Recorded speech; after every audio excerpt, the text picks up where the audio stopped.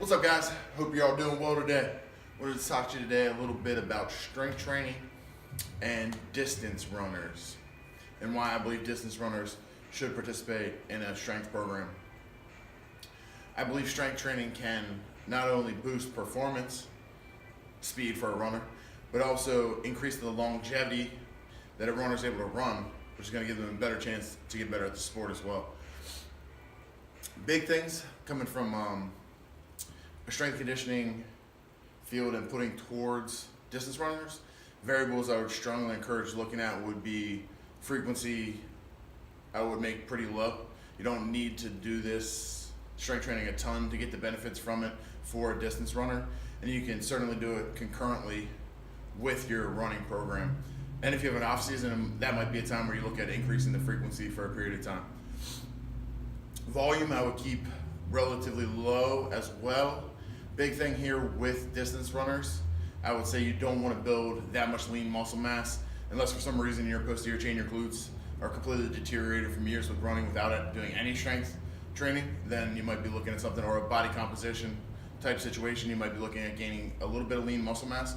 But for the most part, runners aren't going to want to gain any lean muscle mass because they don't want to be carrying around extra weight, because it's going to be detrimental to their performance, especially in the longer and longer runs. It just takes a toll.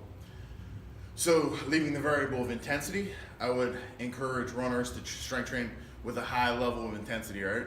So they're not doing a ton of work, but the work they are doing is going to be at a high level. Probably looking at me saying, why is this guy talking about strength training with runners? He doesn't look like he is a runner. I'm not a runner. I have ran in the past. I got convinced by some scumbag friends to do a Tough Mudder event, so I did about two and a half months of endurance training, working up to I ran 10 miles. Hated every second of it. That actual event was pretty cool and fun because of the team environment, but I'm just not a fan of running. But I think runners can get an extreme amount out of strength training. Major points with exercise selection when you're looking at strength training for a runner, I would look at things outside of the normal path. So, because you're always running in a straight line, I would do something out of lateral plane, lateral lunges. I would look at doing something in reverse, just outside of your box. Structural integrity, you'll keep balance that way. Through gaining strength, if you're not going to gain muscle mass, the biggest thing would be that you're increasing the contractility of the muscle.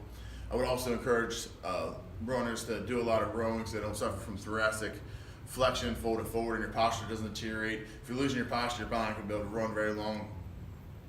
Well, at least not run very long without pain. I'd also look at doing some things out of like prehabilitation work, single leg athletic position where you're getting prehabilitation at the ankle, the knee, and the hip, all those things that are going to have to take running. There's a lot of overuse injuries that occur from the repetitive motion of running, taking impact over and over and over again.